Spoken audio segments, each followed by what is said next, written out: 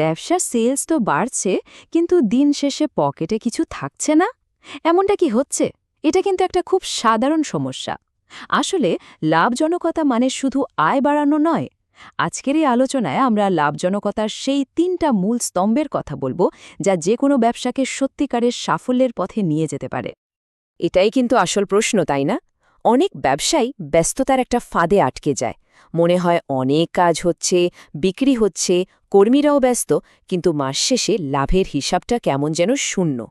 তাই আমাদের বুঝতে হবে, ব্যস্ত থাকা আর লাভজনক হওয়া এ দুটোর মধ্যে কিন্তু আকাশ পাতাল তফাত। এই কথাটা আজকের আলোচনার মূল মন্ত্র বলা যেতে পারে।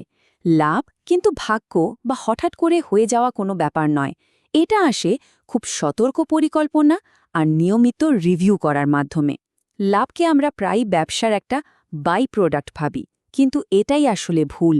লাভকে ব্যবসার প্রধান লক্ষ্য হিসেবে দেখতে হবে। চলুন তাহলে দেখে নিই আজকে আমরা কি নিয়ে কথা বলবো। আমরা শুরু করব লাভজনকতার প্যারাডক্স দিয়ে, মানে কেন বেশি আয় মানেই বেশি লাভ না।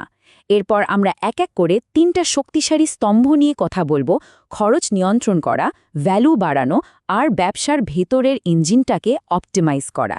আর শেষে দেখব এই সব কিছু একসাথে কিভাবে কাজ করে। এখানেই কিন্তু বেশিরভাগ ব্যবসা একটা বড় ভুল করে ফেলে। তারা শুধু আয় বাড়ানোর পেছনে দৌড়ায় আর ভাবে যে লাভ তো এমনিতেই চলে আসবে। কিন্তু সত্যিটা হলো, আয় বাড়ার সাথে সাথে খরচও কিন্তু লাফিয়ে লাফিয়ে বাড়ে। নতুন কর্মী, বড় অফিস, বেশি মার্কেটিং, এ সব কিছুর ফলে লাভের ঘরটা প্রায় ফাঁকাই থেকে যায়। আর এটাই হলো লাভজনকতার প্যারাডক্স। তাহলে এই প্যারাডক্স থেকে বের হওয়ার প্রথম উপায়টা কি? আমাদের প্রথম স্তম্ভ খরচ নিয়ন্ত্রণ।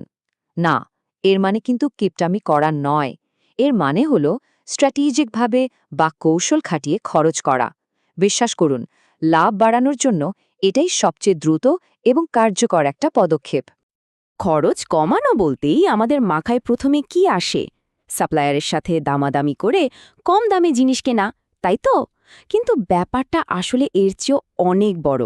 একটা কৌশলগত দৃষ্টিভঙ্গি কিন্তু আরও অনেক বড় ধরনের সাশ্রয়ের সুযোগ তৈরি করে দিতে পারে। এইখানে দুটো ভিন্ন মানসিকতার পার্থক্যটা দেখুন। একদিকে আছে সেই পুরনো দিনের দর কষাকষি, যার একটাই লক্ষ্য আজকের দিনের সেরা দামটা পাওয়া। আর অন্যদিকে আছে সাপ্লায়ার্সদের সাথে পার্টনারশিপ তৈরি করা। এখানে লক্ষ্য হলো একসাথে কাজ করে পুরো সাপ্লাই চেন থেকে অপ্রয়োজনীয় খরচগুলো বাদ দেওয়া, যা লম্বা সময়ে দুজনেরই লাভ বাড়ায়। এখানে কয়েকটা খুব কাজের আইডিয়া আছে যেখানে সহজেই খরচ কমানো যায়। যেমন ধরুন, আমাদের অনেক সাবস্ক্রিপশন বা চুক্তি থাকে যেগুলো নিজে থেকেই রিনিউ হয়ে যায়। এগুলো প্রতি বছর রিভিউ করলেই কিন্তু বড় সাশ্রয় হতে পারে। একইভাবে অবিক্ষিত বা পুরনো স্টক যদি গুদামে পড়ে থাকে, সেটা কমিয়ে আনলে গুদাম খরচও বাঁচে, আবার আটকে থাকা টাকাটাও ফিরে আসে। আচ্ছা, খরচ তো আমরা নিয়ন্ত্রণে আনলাম। এবার তাহলে আমাদের দ্বিতীয় স্তম্ভটার দিকে তাকানো যাক: ভ্যালু বাড়ানো। এর মানে কিন্তু শুধু বেশি বিক্রি করা নয়, বরং প্রতিটা বিক্রি থেকে সর্বোচ্চ মূল্য আদায় করা। একটু ভেবে দেখুন তো, একজন নতুন কাস্টমারকে আকৃষ্ট করতে কত বিজ্ঞাপন, কত মার্কেটিং আর কত প্রচেষ্টা লাগে। তার চেয়ে অনেক সহজে আর কম খরচে লাভ করা যায় আপনার বর্তমান গ্রাহকদের কাছ থেকে, কারণ তারা আপনাকে চেনে, বিশ্বাস করে। লাভের সবচেয়ে বড় সুযোগটা কিন্তু এখানেই লুকিয়ে আছে। প্রতিটা বিক্রির সাইজ বাড়ানোর কিছু দারুণ কৌশল এখানে দেওয়া আছে। যেমন ধরুন, সম্পর্কিত দুটো পণ্য একসাথে প্যাকেজ হিসাবে বিক্রি করা, অথবা একটা পণ্যের সাথে অতিরিক্ত সার্ভিস যেমন ওয়ারেন্টি যোগ করে দেওয়া। আবার ব্র্যান্ডের ইমেজ যদি ভালো করা যায়, তাহলে কাস্টমাররাও কিন্তু বেশি দাম দিতে রাজি থাকে। এটা কিন্তু একটা গেম চেঞ্জিং কৌশল। আপনার পণ্য বানাতে কত খরচ হলো সেটার উপর ভিত্তি করে দাম ঠিক না করে, দামটা ঠিক করুন কাস্টমার আপনার পণ্য থেকে কতটা ভ্যালু বা সুবিধা পাচ্ছে তার উপর।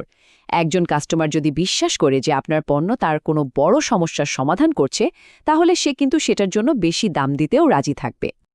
ব্যাস, খরচ কমানো হলো, আয়ও বাড়ল। কিন্তু ব্যবসার ভেতরের যন্ত্রগুলো যদি ঠিকমতো না চলে, আমাদের ৩ নম্বর স্তম্ভটা হলো সেই ইঞ্জিন অপটিমাইজ করা, মানে আপনার ভেতরের কাজের প্রক্রিয়াকে আরও দক্ষ করে তোলা। কারণ অদক্ষতা মানেই হলো সময় নষ্ট আর লাভের ক্ষয়। একবার শুধু সংখ্যাটা দেখুন, $400 বিলিয়ন। এটা একটা অবিশ্বাস্য তথ্য।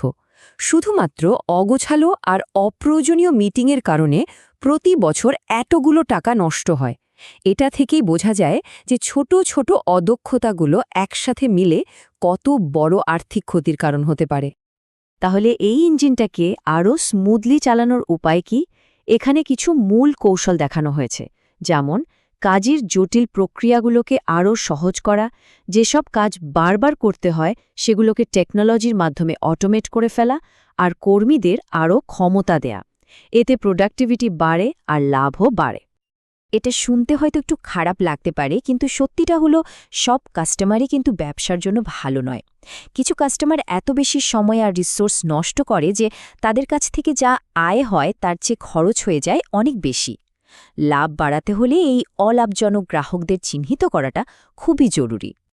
অলাভজনক গ্রাহকদের সাথে সম্পর্ক ছিন্ন করাটাই কিন্তু একমাত্র সমাধান নয়। এখানে ধাপে ধাপে একটা প্রক্রিয়া দেখানো হয়েছে। হুট করে সম্পর্ক শেষ না করে প্রথমে তাদের সাথে কথা বলে সমস্যার সমাধান করার চেষ্টা করা যেতে পারে। কিন্তু সব চেষ্টার পরেও যদি কোনো লাভ না হয়, তখন সেই সম্পর্ক থেকে বেরিয়ে আসাই কিন্তু ব্যবসার জন্য সবচেয়ে ভালো সিদ্ধান্ত। আমরা এখন আলোচনার প্রায় শেষের দিকে চলে এসেছি। চলুন এবার দেখে নিই এই তিনটে স্তম্ভ একসাথে মিলে কিভাবে একটা টেকসই লাভজনকতার চক্র তৈরি করে। তাহলে সারসংক্ষেপটা কি দাঁড়ালো? লাভজনকতার তিনটা মূল চাবিকাঠি হল: ১. খুব স্মার্টলি খরচ কমানো, ২.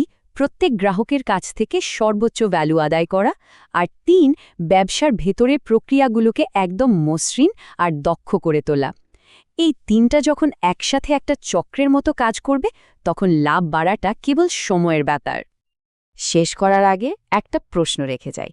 আজকের আলোচনা থেকে আইডিয়া নিয়ে ব্যবসার এমন একটা ছোট অদক্ষতা খুঁজে বের করুন যা আগামী কাল থেকেই বদলে ফেলা সম্ভব। কারণ লাভজনকতার দিকে যাত্রাটা কিন্তু এই ছোট ছোট পদক্ষেপ দিয়ে শুরু হয়।